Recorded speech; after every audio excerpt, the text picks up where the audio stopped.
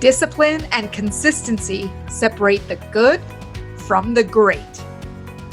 Welcome to the Millionaire Woman Show, where we'll be discussing leadership, business, human potential, inspiring you to live rich from the inside out. Unlock your creativity, stretch out of your comfort zone, break through your barriers, take inspired action, and achieve epic results. Now here's your host, three-time best-selling author, speaker, and certified executive coach, Debra Kasowski.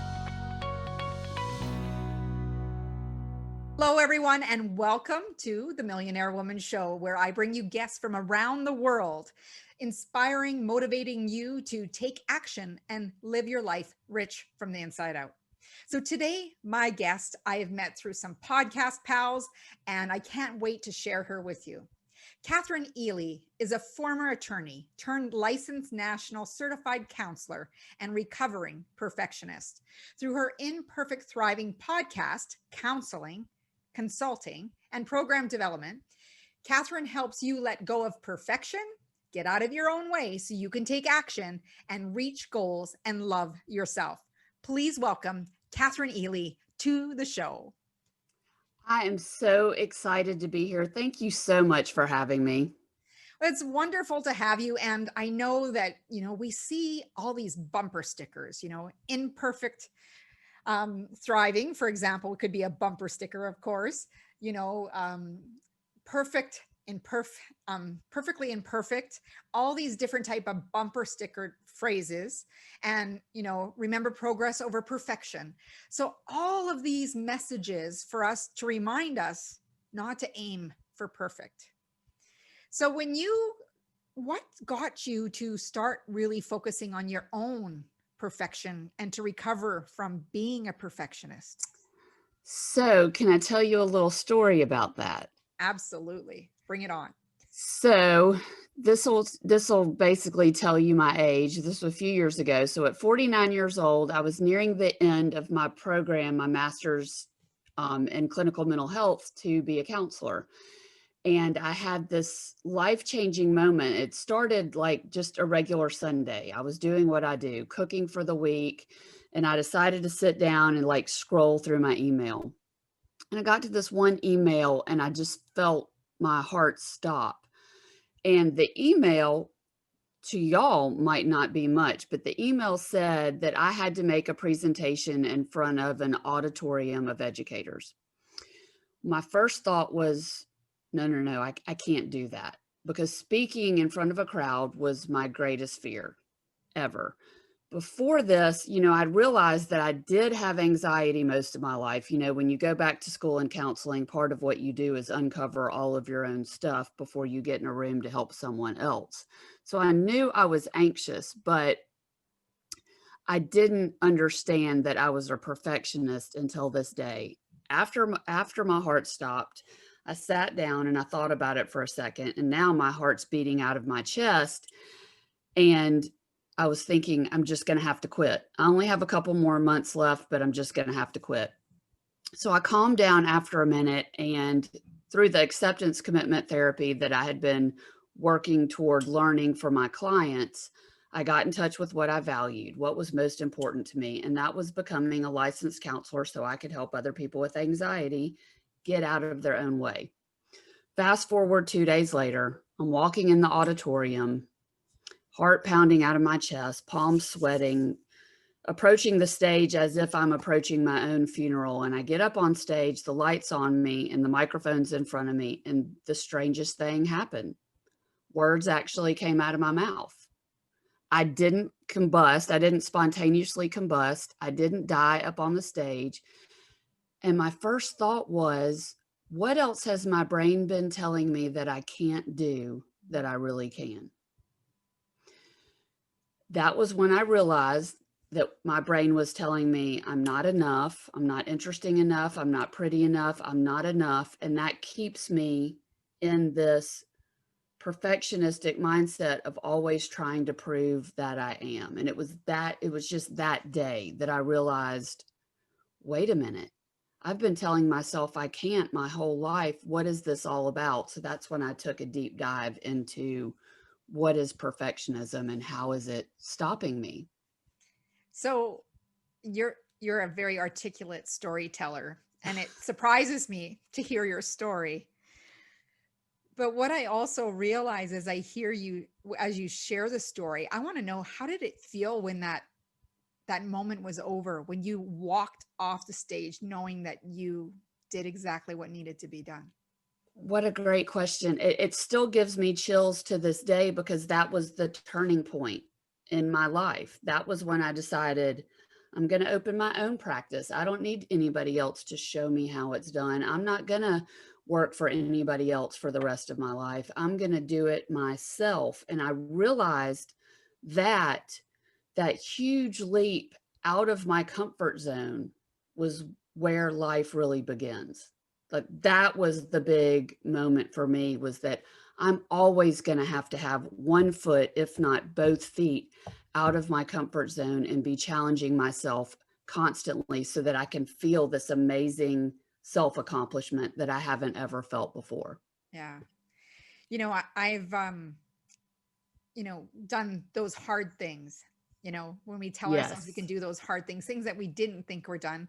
But, at the same time, I think when I signed up for them, like a marathon or different things that I've done, I knew that they were hard, but as soon as I committed to them, it was considered done in my mind. Just like walking on a stage, that you said yes, so it's going to be done. Yeah. What it looks like from the beginning to end, I can't guarantee, but I do know I'll be standing at the end, right? True. And when you True. tell yourself that, that you can do hard things, you suddenly have this realization. I don't know if you had this when you came off the stage, but it's this realization that, what else can I do? Yes. To me, it was like I went in one moment, in one day, I went from I can't to, well, is there anything I can't do? From I can't do this, I can't do that, to thinking, I don't think there's anything I can't do if I decide I want to do it.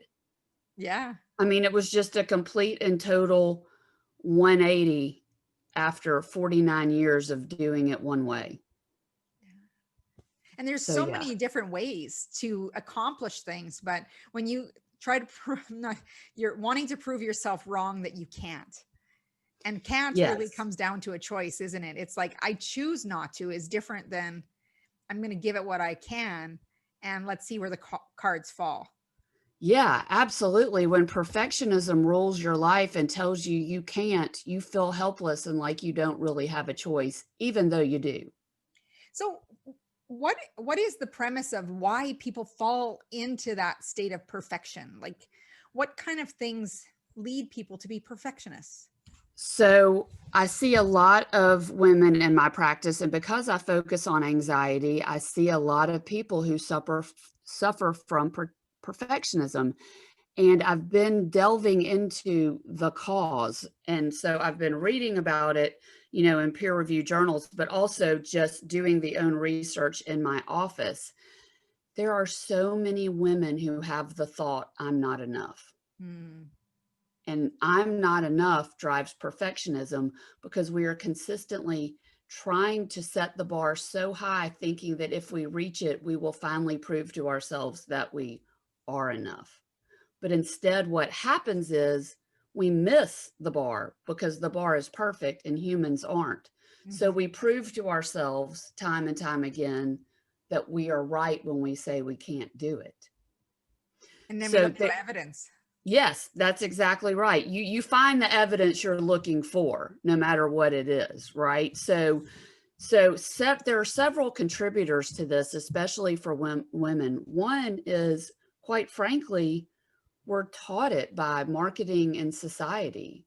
We're taught that our hair needs to look better and we need to buy this product so that it will be prettier. We need to buy this makeup. We need to get this Botox. We need to be on this diet. We need to do all these things so that we can, at least on the outside, be the perfect woman. So we do have that screaming from the rooftops at us constantly. But then we also have different experiences in childhood that can contribute to it. If you're loved or rewarded for your performance rather than giving it unconditionally, you start to believe that you have to prove that you are enough and that you are worthy. And it could be something as simple as one comment or one experience that we sort of latch onto as children, and that becomes the lens through which we see ourselves. That's very interesting that you say that, because it does take only one comment. I remember when I was in my nursing practicum years ago. And I remember one of the patients that was assigned to me was a 12-year-old Olympic hopeful. And she had, a whole bunch of Olympic gymnast pictures on the wall. And a coach had said to her, "You need to lose a little bit of weight. Oh, And you need to lose a few pounds." And it led to anorexia, the threat of tube feeding. And all it was one comment. And I think it's also, when I think about it, you have one comment, but you also have an attachment to a thought that you might have believed yes. to own that, right?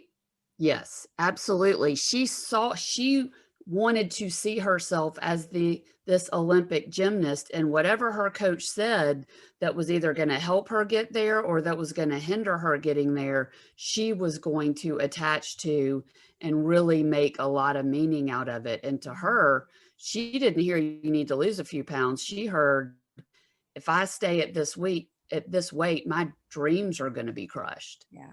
Yeah. And a 12-year-old girl, there's no worse time to tell a little girl that you need to lose weight than 12 to 14 years old. Yeah. Such an impressionable time. And it just takes one comment. But It I think really does. when you're thinking about these women that you were counseling and you're thinking Mhm. about the healing process, you know, where do you even start, when you're thinking about people getting in their own way and they're starting to recognize it, and sometimes they don't recognize it. It's like, oh my gosh, I'm caught in this cycle and I'm getting anxious because I need things to be this way and there's no Yeah. other way. Yeah. So definitely I start by getting down to whatever limiting belief that woman has about herself. Oftentimes it is not enough. Not all the time, but oftentimes it is not enough. It's either not enough, not worthy, unlovable. Those are some of the standard negative core beliefs, but I work with them to get to the bottom of, what are you telling yourself? Mm, Because your thoughts create your emotions, your thoughts and emotions create your actions. So it all begins with whatever you are telling yourself, what you think about yourself. That's what's causing the anxiety or the perfectionism or the depression or whatever else you've got going on. It is your own thoughts, and it's usually your own thoughts about yourself.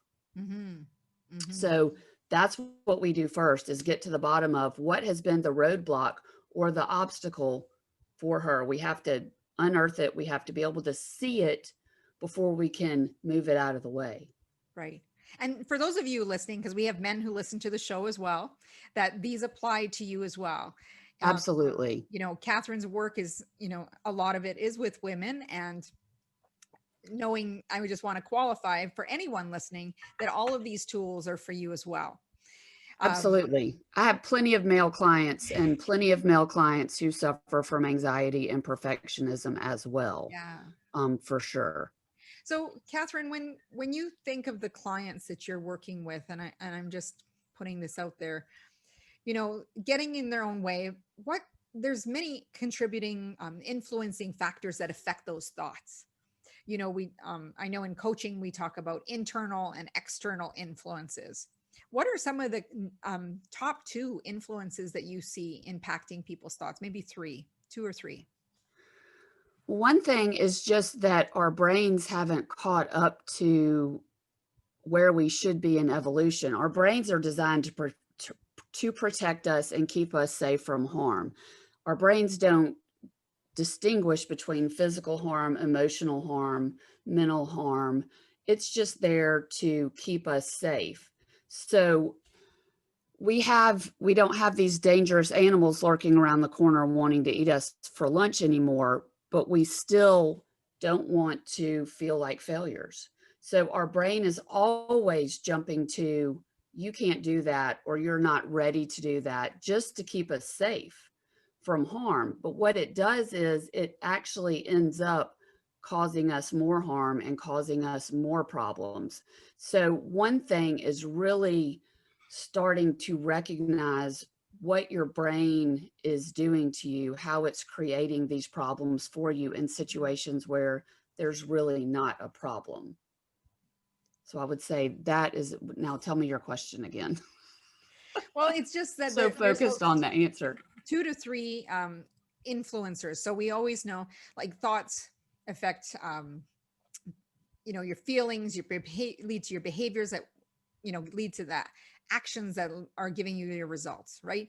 But we have what is influencing the thought. So sometimes it's who you're hanging out with, right? Yeah. It could be Yeah. influencing that thought. It could be childhood memories. But what are the core ones that you seem to see in your practice? Big influencer of our thoughts is the rules that we grew up learning. And sometimes it's from church, sometimes it's from our family, sometimes it's from society.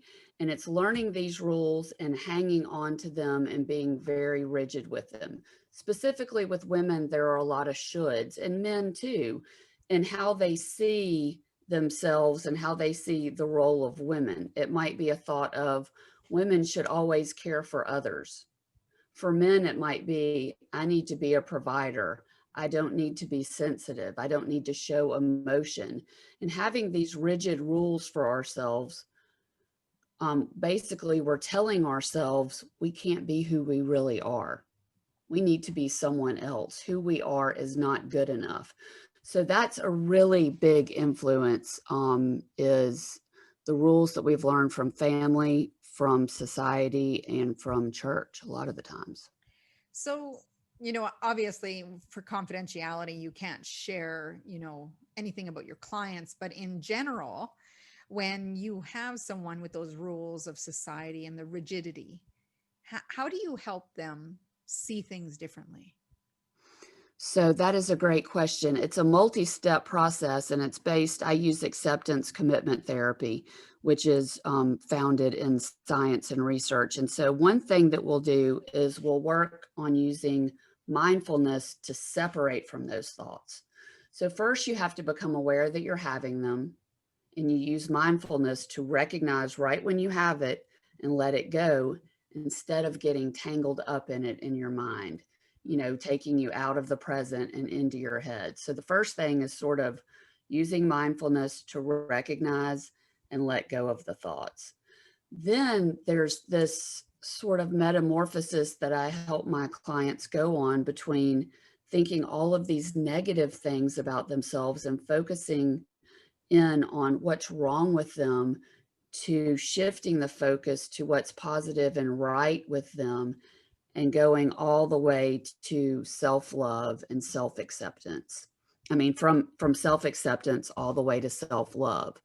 Really, that's perfectionism really gets in the way of that. We don't like that we're not perfect. We can't accept our flaws and who we are. So it's this journey of shifting the focus from what's wrong with me to what is right with me. What is the unique combination of gifts that make me the individual that I am and that allow me to contribute to this world in a way that no one else can? Then the third facet is to focus on our values in each particular domain. So I say we have 8 domains in our lives, and I won't tick them all, but it's mental and physical well-being, your intimate love relationship, all the main areas of your life. And especially for women, and especially for those of us who have had the thought, I'm not enough, we sort of forget that we can choose. We can choose the direction that our life goes in. And when we get really clear on what's most important to us in every single area of our lives, and we remove the obstacle of the negative self-talk, we can then start taking action toward those things that are so important to us. And when we do that, that's when self-confidence and self-esteem goes through the roof, anxiety, depression, all those things out the door, and focus on going forward in the direction that they want their lives to go. And I can sense that there would be such a powerful shift watching them move through that, as long as they can move away from, the guilt and the shame. Because I know that with perfection, often people are shaming themselves or they feel guilty with something. You Yes. know, can you speak to a little bit about that, about the shaming and the guilt? Yeah, that comes from, so perfectionism is sort of a two-part thing. The first part is you set unattainable standards for yourself that you can't reach. The second one is that you're extremely self-critical after you don't reach those standards.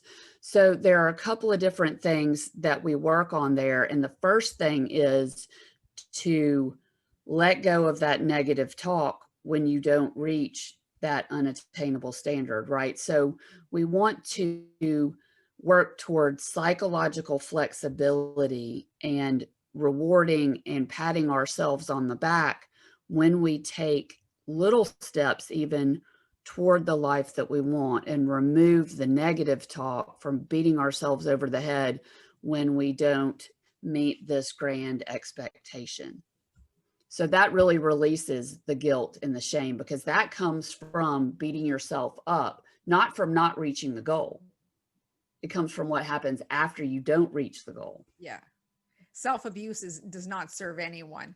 No, it surely doesn't. And there's a big push for self-compassion and self-love. And when I first, was told more about it, and they're like, yeah, you got to have more self-compassion and all this. And I'm like, what? Go to the gym, take care of myself, eat healthy foods. And they're like, no, no, no. There's more to self-compassion than checking the boxes of the things you need to be doing.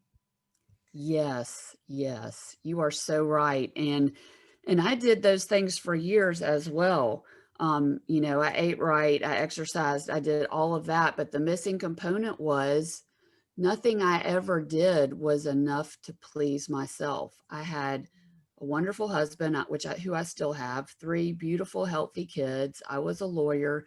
Everything on paper was just absolutely amazing, but I wasn't good enough to me. So none of that other stuff was ever going to be enough to fill me up. So when you quit looking outside of yourself for validation and for really the unconditional love and acceptance that we all crave so desperately, and you find a way to get it from yourself, it's a game changer. It's a complete game changer. And not only that, it actually enhances every relationship that you're in, because you no longer need these people. You want these people Yeah. in So your there's no life. codependency with that, right? Right. There's none of that. So we're all free then to go about and do our best and come back together and celebrate whatever that is. And so yeah, self-compassion, that's a biggie for sure. That self-acceptance and self-validation, we've talked about it a number of times on the show. When I ran my marathon, I didn't tell anyone. I had a very tight circle of girlfriends that were running in the race with me. They Hmm. were the only people who knew. And the purpose was that I was doing this race only for me. And Yes. when I crossed the finish line, there was one person waiting there with the medal to put around my neck, and that's all I needed, right? Was that one person to say, hey, and he said, can I give you a hug? And he gives me a hug and he goes, it was a long way, wasn't it? But that long way statement, he probably will never have any idea what that meant to me. It was the Yes. journey to that self-validation, that self-acceptance. And a few days later, my son was stenciling some quotes on his bedroom wall. And he just looked up at me and he said, Mom, who's your hero? And I said, years ago, I would have said Oprah. I would have said Princess Diana. And I just looked at him and all of a sudden I felt this wave of emotion. And I said, you know what? My hero is me. Oh, And I love that. it was like this realization that because I could do those hard things, suddenly the people that I looked at who did hard things, I realized that I was that person. Right? So I love that. That's so beautiful. And that reminds me of another thing that so many of the women that come to my practice have difficulty with. I love that you can say that out loud, but so many women that come to my office think that if you are proud of yourself or if you are happy with yourself, then that means you are prideful, and that is wrong. Yeah. Yeah. And And I don't see it that way at all. I just I see don't it as a either. realization that, wow, like it goes back to your story of what else can I do? I mean, I think it's absolutely fantastic, and I think it's something that we should all strive for. But that's just part of that not enough is, oh, and as a woman, I should be quiet and be pretty. And, in the South, that's still a thing, honestly, in the South, the southern part of the United States where I live. I'm sure you can tell from my accent, but Alabama. so I'm from Alabama, and so absolutely love hearing you say that. And I think that's something we should all be able to easily do, is to say what we like about ourselves and to be proud of who we are and what we do. It's so important. Yeah. So one thing I want to touch on as I'm thinking of it is perfection also has to do with avoidance, procrastination. Yes. I have so many clients that come to me and say, I don't know why, I'm just lazy. I can't get anything done. And after a little while, I'll tell them, you're not lazy, you're anxious. And Mm. you're telling yourself you can't do it, or you're telling yourself, I don't have time. For perfectionists, it's really funny. We get hung up on time and money. Can't stand to waste time, can't stand to waste money. Can spend money and spend time, but not waste it. So it's all about being intentional with it. And so many perfectionists say, I don't have time. So they never get started, and they put it off and they put it off, when procrastination happens because of how high we set the bar. You Mm. set the bar at a level that you can't reach. You try to reach it time and time again. You fall, you don't reach the goal. You tell yourself, I told you so. You're not good enough. You can't do it. That's just negative reinforcement for not starting anything. Mhm. Of So how does course, that that's going to impact lead the to, rest of our relationships and other parts of our lives? oh gosh, how much time do you have? Yeah. Um, Perfectionism can totally ruin relationships, especially if you have other oriented perfectionism on top of self-oriented perfectionism. If you expect other people to be perfect, Mm. right? If you set all of these expectations for how other people need to do things, what do? You micromanage, you go in behind them and redo. And what does that do to their self-esteem, to their self-confidence? It crushes them, right? If we do that to our children, if we do it to our significant others, they think, I can't do it. So it creates a cycle, a generation after generation of budding perfectionists. Plus, it causes a whole lot of arguments if you expect one thing from a significant other and they're not a perfectionist. They don't have to do it to how we want it done or what our standards are in their minds, but in ours they do. Yeah, absolutely. I can see how that there'd be that struggle because, one person wants it a certain way and the other person does not have those qualities or maybe even the capacity and the willingness to do so. They're like, I'm quite comfortable. I don't need it your way. I could see where Yeah. all the struggle comes in, right? And in work, especially if we are our own bosses. Perfectionism comes out most in work and in school. That's where we really dial in. And that's what causes people to be workaholics, is you get this sole focus and you tell yourself, I need to do one more thing. I haven't done enough today. That's not enough. I need to do more. And we have these loose boundaries or no boundaries at all between our work life and the rest of our life. So it can really lead to severe imbalance. And that also is, of course, detrimental to our relationships. So how can people we talk about rewiring the brain, neuroplasticity? How can we rewire the brain and the answer to, overcoming perfection? So there are several different things that we can do to let go of perfectionism. One is understanding your limiting beliefs. And sometimes that might take the help of a professional. I mean, some are going to be able to do that on their own, but sometimes it takes a professional. Then really getting clear on your values and setting boundaries to protect those values. Really being self-aware. How does my perfectionism come out in me? Does it lead me to want to stay at work too long? Does it lead me to want to work on the weekends? Does it lead me to not being present and being thinking about work while I'm around my family or doing something else? Yeah. So really becoming self-aware of how it affects you and setting firm boundaries for yourself, parameters on your days. I would say don't work weekends. That's going to hurt a lot of people, I know. But, that one thing that you say you're going to do on Saturday for 30 minutes and you tell your child or your friend or your significant other, just 30 more minutes. That 30 minutes may turn into an hour or may turn into an hour 30, and then your day is gone. Mm.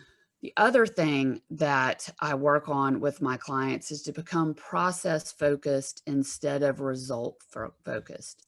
The energy behind perfectionism is the desire to avoid failure. Mm. You're living for that result. So really you're spending all of your time on 5% of your time. So you're spending all of your time to try to enjoy that 5% of getting the result. And even when you get the result, it's rarely ever good enough and you're on to the next result. Mhm. So it's really about being process focused. Set the bar high if you want to, just don't set it at perfect. Set your goals, then reverse engineer the little bite-sized steps that it's going to take you to reach those gigantic goals. Let go of the goal and then just focus on living the process of the steps. And it comes down to trusting the process. Yes, it really does. Yeah. It really does. When you were talking about boundaries, it made me think about how it could lead to people pleasing, that perfection. Oh, definitely. Absolutely. I see that with so many clients, not wanting to ever say no. And if they do say no, the guilt is so bad that they might as well have just said yes because they can't enjoy themselves. It actually does lead you to people pleasing. And when you're a people pleaser, what happens is you're not satisfied with your life because you don't ever get to your own agenda. You're too busy working toward everyone else's agendas. So that's when I really help those clients get super clear on what they value in their lives so that they can start directing their attention and their actions toward that instead of everyone else's agendas. So I can see, when people become those people pleasers because of that perfection, it can lead to feeling a loss of identity, also a loss of joy in their lives because they're not working on their own agendas. Yeah, and it's particularly hard on, say, moms who have been staying at home and taking care of their kids and doing everything that they can to help everyone in their lives go out of the home and live their best lives. Mhm. And that can be fulfilling for a while until everybody's gone and out of the house. And you're left with feeling like I don't have a purpose anymore. I don't know what my purpose is. And so I help those women get back to you're not done. You've got plenty of time left. What do you want to do with it? Like you get to choose now, right? This can be a wonderful time in your life. We just need to get clear on what you want it to look like. And I find it fascinating because there's so many different points of transition during our lives, the journey. And not only the empty nesting, but if someone was let go of a job, divorce, marriage, so many different transition points. that someone once said to me, your problem's not your problem. Right. So when you see the transition, people can be in a place of grieving a loss, and that would be natural because it's something that Sure. you've spent so much time in. But then the viewpoint of the possibility of new beginnings. Yes, what happens there is we have this picture of ourself, whether you are going through a divorce or whether you're going through your children leaving the nest, you have this picture of what you think your life is and what you think your life should be and will be. If you hang on tightly to that picture, like for dear life, as if that is the only one, that's going to make it very difficult for you to change and move on. Mm-hmm. It's looking at yourself as, yes, that was my picture, but wait a minute, I can create a new picture. And by the way, this time I don't want to hang on to it so tightly, because hanging on to it tightly really prohibits growth and change and movement. And what we really want to do is have the psychological flexibility in how we see ourselves in the world, so that we are allowing for constant change and growth, which makes our lives so much more satisfying. Yeah. Because I know when people have a vision of, maybe their marriage or a vision of how their career will unfold, and all of a sudden blindsided, the way things are going, and suddenly, they find themselves in what I'd call chaos or muck. And, because they only see themselves in their current circumstance, they don't see beyond what could be possible because of how much pain maybe they are feeling, or Right. confusion, or like still disbelief. Yeah, absolutely. And to those people, I would say, let yourself feel what you feel. Give yourself time. Don't rush yourself through the grieving process. Definitely don't beat yourself up for having feelings. But then when the fog kind of clears a little bit, and if the fog doesn't clear after a little while, go find a counselor or someone that can help you sort of part that fog to where you can see the Yeah. possibilities and start moving toward them. Thank you for that. Because I know people sit in that transitional place, and some could be stuck for years, and knowing that there's got to be a time where you want to disrupt that pattern, because disrupting the pattern is going to lead you onto a new path. Yeah, yeah, it's a delicate balance, right? Of letting yourself feel what you feel, but not feeling it for so long that you forget there's any other way to feel. Mm-hmm. And that's sometimes you don't know that until you really need help. So, yeah, it's definitely good to recognize, validate your feelings, and then notice, if you start changing your behavior, isolating yourself from others, not enjoying anything that you used to enjoy before, that's time to reach out for somebody to Yeah. help you. Yeah. So, what would be some tips or strategies you'd offer someone who's sitting in perfection or in that place of procrastination because of perfection, to help move forward? The main thing is to break it down into bite-sized pieces, because perfectionists see and are very focused on what they want, that goal. And it's usually a big one, right? It's usually a really big one. And just looking at that and not thinking about anything else is completely overwhelming and will keep you from moving in any direction, let alone toward that goal. So I would say break it down some more, and break it down even more until the tiniest step, until you can look at that first step and be 80% sure that you are ready to take that step. Now, the next thing is perfectionists, their brains are always going to tell them, I need to do more. I need to learn more before I create this presentation. I need to do more research before I launch my podcast. They never feel ready. It's not ever good enough.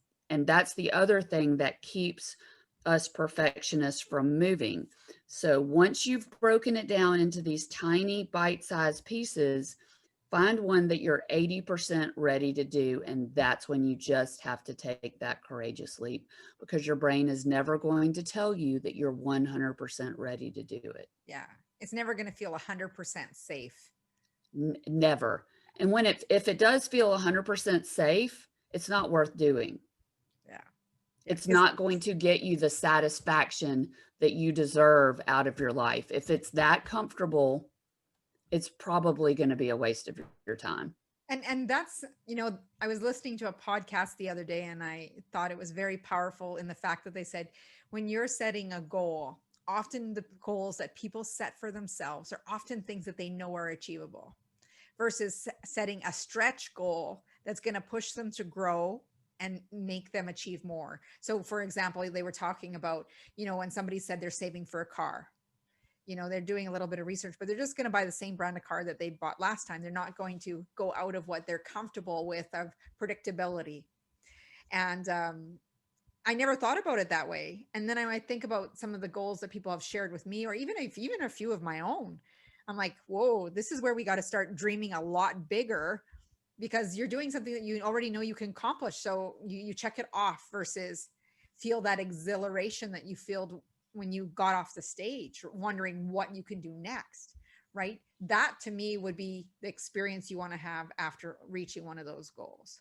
Yes, absolutely. And so when I get through working with my clients, once we get them out of that anxious or panic state or out of the depression, and we're doing the value work and they're starting to move toward the lives that they want, that's when I say, okay, now that we've gotten you here, let's dream a little bit bigger. Yeah. Where What do do you really you, want to go? yeah, where do you really, and you can't say that at the beginning No. because that's way too overwhelming. Mhm. But when you get them back to this place of feeling like themselves again, or even better than they've ever felt, you're like, what have you really always wanted to do? Like really always, but have No even been limits. afraid to say out loud. Like, what is that thing? Yeah. And then what will it take to get there? That doesn't seem so insurmountable. Okay, let's do it. Yeah, that's the really fun part.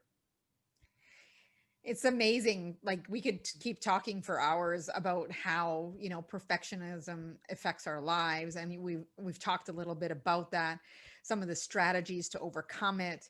There's so many different strategies and every single person is so individual. What would be one message you want to send to our audience who's listening or watching us on YouTube about how perfectionism shows up in their life and how it's okay to be imperfect? Can I answer that question with another little story? Absolutely. Okay. So this was December after that same August. I was about to graduate. It was within a week or so of graduating. And I took my son to the Alabama State High School swim meet. And I'd been to these years after year with his sister. And I'm sitting in this crowd, and this place is electric. It's at Auburn University. Hundreds of swimmers. This was pre-COVID. Hundreds of swimmers down on the floor. Hundreds of parents in the stands, yelling, screaming, wearing school colors. I mean, it is electric. So I'm looking down to figure out when my son's going to swim. And I noticed that everybody's clapping, not just like, the people from one school, like this kid just won from this school. Everybody's clapping, and it gets louder and louder and louder. And I look up from my phone and look down in the pool, and I see this one male swimmer who is very far behind all the rest of the swimmers in the pool. And then I realize everybody is cheering for him because this swimmer had one arm and no legs. I Wow. mean, no legs. Like right where his bathing suit stopped, that's where his legs stopped. He had no second arm Yeah. whatsoever. This swimmer was in the pool swimming the 100 freestyle, 4 laps. You can imagine the balance that you have to create to be able to breathe when only Sure. one side of your body is being propelled through the water. So I'm starting to cry. I've got chills all over. Everybody's standing up. And just when I think that we could not be more amazed, he takes his one arm. Well, after he swam it in less than 2 minutes, he takes his one arm and pulls himself out of the pool. Oh, I can hardly do that with two arms on a good day. So I just want to be Oh, the message that we leave everyone with. I have two arms, two legs. I have no physical restraints on me, no external restraints. From yeah. age 7 on, I wouldn't let myself join the little summer swim team because I didn't know how to swim well enough yet. That's what my brain was always telling me because of perfectionism. This lovely swimmer's brain, it didn't matter what it told him. Yeah. After a while, he told his brain what he was doing and he did it. He had every reason in the world why he couldn't do it. So don't believe what your brain is telling you when it says you can't do it. It's only trying to protect you. You have to find the courage to prove it wrong. And you can talk back to your thoughts. You so can talk back to your thoughts and say, I'm not buying it. I'm not buying this today. Go sell it somewhere else. Yeah, exactly. Exactly. So, Kathryn, we're almost at the end of the interview, and I'd love to know, what is one book that has had the greatest impact in your life? Oh, that's such a hard question. You know, I love James Clear, Atomic Habits. Mm, I absolutely love that book because I am a cognitive behavioral therapist at heart. So the way to change behavior is by addressing your thoughts and by addressing your actions. And James Clear just can help you develop the healthy habits that you want to have, that you can build on, and build on, that are going to give you the life that you want. that's great. I love that you mentioned that book. I was actually talking about it with a girlfriend yesterday, and she was saying the best part about his book was that, when you fall off of habit, never let it go longer than one day. And then you'll Yes. be able to maintain that habit. If you notice it, change it, go back to your habit, you're continually reinforcing the habit that you want to keep. Yes, absolutely. I would say perfectionists, we have to find a little bit of flexibility here and forgiveness for ourselves. If we do fall off of the habit, try not to beat yourself up because that's going to make it harder to get back started. Just pick yourself up, dust yourself off, say, that's okay, I'm going back in. Well, you said something key there, forgiveness. How do perfectionists need to pull in some forgiveness? Yeah, those two F words very much go together, flexibility and forgiveness. And I think a lot of that comes from separating from those negative things that we've been telling ourselves for so long, and then instead incorporating the positive. So that works great with being process focused. So when you're process focused, and you have just done the steps for the day, regardless of what the result is, regardless of whether you're at the goal, if you have done the steps at the end of the day, you celebrate yourself. You pat yourself on the back. It was a good day. You did what you needed to do. And being your own cheerleader is kind of how you get to that point of flexibility and forgiveness. Yeah. Well said. Well said. So, Thank you. what does it mean to you to live rich from the inside out? I would say that psychological flexibility and self-compassion. When we're not looking for it anywhere else, we always have it. That's something that nobody can take away from us. I think it's more important than money. It's more important than time. It's more important than anything that we know we are the rock on which we built our own foundation and everything else that comes up from that foundation. I love that you are the rock for that foundation. That's awesome. And I know our listeners and I know our viewers have taken away so much from this conversation. Kathryn, any final words for them? Oh, I've just had the best time. Thank y'all for letting me in your community to talk to you today. And I really, really hope that you leave this conversation being nicer to yourself, treating yourself the way you would a friend or a small child. We should all strive to treat ourselves that way. Excellent. So how can people stay in touch with you?